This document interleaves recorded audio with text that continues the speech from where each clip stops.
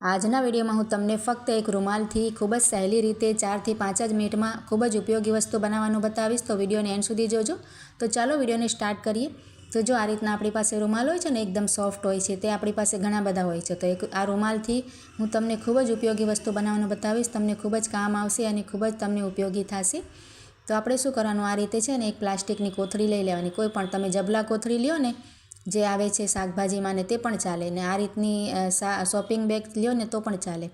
હવે છે ને રૂમાલનો આપણે જેટલો તમારો માપનો રૂમાલ હોય ને એ રીતની આપણે પ્લાસ્ટિકની કોથળી આપણે કટ કરી લેવાની। જો આ રીતે કોથળી ઉપર આપણે રૂમાલ રાખી અને કટ કરીએ એટલે આપણે સરળતાથી કપાઈ જાય। જો આપણે આ રીતે પ્લાસ્ટિકની કોથળી અંદર નાખશું ને એટલે આપણે વસ્તુ સરસ બને એમ, એટલા માટે આપણે પ્લાસ્ટિક નાખીને તેનો ઉપયોગ કર્યો છે। ને ત્યાર પછી છે ને આ રીતનું કોઈ પણ જૂનું કાપડ હોય ને તમારી પાસે, તે પણ આપણે લઈ લેવાનું, આ રીતે રૂમાલના માપનું જ લેવાનું। જો ત્યાર પછી છે ને આપણે આ પ્લાસ્ટિકનું એક કોથળીનું એક પીસ રાખવાનું, પહેલાં રૂમાલ રાખવાનો ને ત્યાર પછી વચ્ચે પ્લાસ્ટિકની કોથળી રાખવાની, અને ઉપર કોઈ પણ કપડું તમે લીધું હોય ને તો આ રીતે કપડું ઉપર રાખી દેવાનું, અને છે ને ચારે બાજુ આપણે સિલાઈ મારી લેવાની। જો આ રીતે સોય દોરાથી આપણે સિલાઈ મારી શકાય, તમારી પાસે મશીન ન હોય ને તો આ રીતે પણ સીવી શકાય। ચારે બાજુ આપણે સિલાઈ ફક્ત મારવાની છે।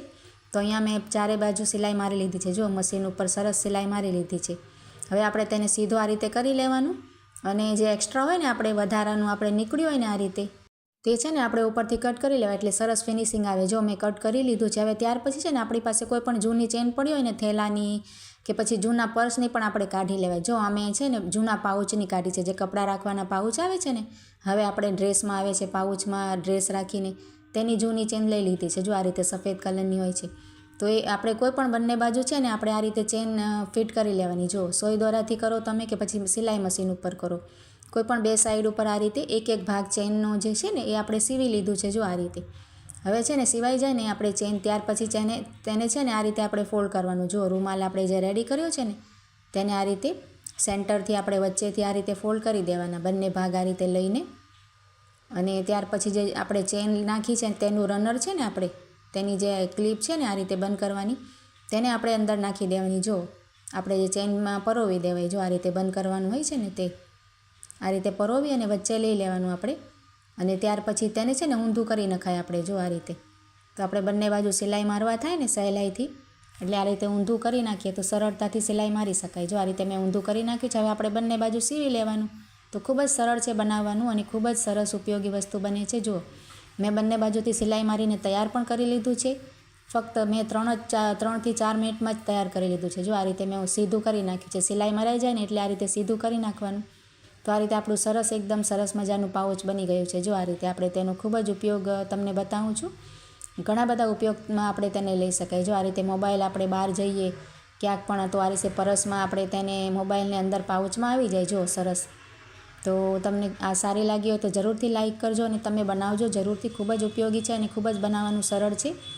ત્યાર પછી જો આ રીતે આપણે મોબાઈલ ન રાખવો હોય તો પૈસા પણ રાખી શકાય, ચાવીઓ રાખી શકાય, કે પછી આ રીતે બાળકોને જે સ્કૂલના આવે છે ને પેન પેન્સિલ, તેને રાખવા માટે પણ તે લોકોને બનાવી શકાય। જો આ રીતે ઘરમાં રાખેલી વસ્તુથી જ આપણે ખૂબ જ સરળતાથી બનાવીને તૈયાર કર્યું છે। તો સારું લાગે તો લાઇક કરજો, કમેન્ટ કરજો। હવે ત્યાર પછી જો આ રીતની આપણે પ્લાસ્ટિકની બોટલ હોય ને કોઈ પણ આ રીતે, તો આપણે લઈ લેવાય કોલ્ડ ડ્રિંક્સની, અને છે ને તેને બંને બાજુથી કટ કરી લેવાની, નીચેથી આપણે છે ને થોડીક વધારે કટ કરવાની, અને તમે મોટી બોટલ લેશો ને તો તમારે એવું સરસ બનશે। જો આ રીતે મારી પાસે મોટી વધારે નથી, નાની છે, અને ઉપરથી છે ને આપણે ઓછો કટ કરવાનું। જો આ રીતે ઉપરથી જે તેનો હોલ છે ને એ આ રીતે કટ કરવાનું, ઢાંકણ બાજુથી આપણે ઓછું કાપવાનું, અને જે બીજી બાજુ છે ને નીચેનો ભાગ એમાંથી આપણે વધારે ખુલ્લું રાખ્યું છે। જો તમે જોઈ શકો છો ને એ રીતે, જો આ રીતે તૈયાર કરી લેવાનું। ત્યાર પછી આપણે ખીલી કે કંઈ પણ ગરમ કરી લેવાય। જો આ રીતે, અને તેમાં છે ને સામે બે આપણે હોલ કરી લેવાના છે, બે કાણા પાડી લેવાના છે। જો આ રીતે મેં બંને કાણા પાડી લીધા છે। ત્યાર પછી કોઈ પણ આપણી પાસે દોરી હોય ને, નાળા દોરી કે પછી પાયજામાની દોરી હોય, આ રીતે રસ્સી સૂતરી પણ તમે લઈ શકો, તે એમાં પરોવી દેવાનું આપણે હોલ કર્યો છે તેમાં, અને ગાંઠ લગાવી દેવાની અંદરથી, એટલે આપણે એ ગાંઠ બહાર ન નીકળે। અને જો આ રીતે આપણે તૈયાર થઈ જાય, બંને બાજુ આપણે તૈયાર કરી લીધી છે, તો સરસ મજાનું આપણે આ બનાવીને તૈયાર કર્યું છે। હવે આપણે જો જબલા કોથળી આપણે રસોડામાં કેટલી બધી ભેગી થઈ જાય, તો તેને રાખવા માટે સરસ આપણે આ બનીને તૈયાર થઈ જાય। ગમે એટલી પણ તમારે જબલા કોથળી તમે મોટું લેશો ને બોટલ, તો ખૂબ તમારે સમાઈ જશે। જો આ રીતે શાકભાજીમાં અને કરિયાણામાં આવે તો આપણે કચરા માટે કે ઘણી બધી ઉપયોગમાં લેવાની હોય તો આપણે ફેંકતા નથી, તો આ રીતે જો દરવાજાની ક્યાંય પણ કિચનમાં આપણે દરવાજાની પાછળ છે ને ટીંગાડી દેવાય આ રીતે। તો આપણે નીચે જે હોલ કર્યો છે ને નાનકડો, તેમાંથી આપણે કોથળી કાઢી શકાય. જો આ રીતે આપણે કોથળીમાં ભરવું પણ ન પડે અને આ રીતે બોટલનું સરસ બની જાય. જો આ રીતે ક્યાંય પણ આપણે ટીંગાડી શકાય, દોરી બાંધી છે એટલે.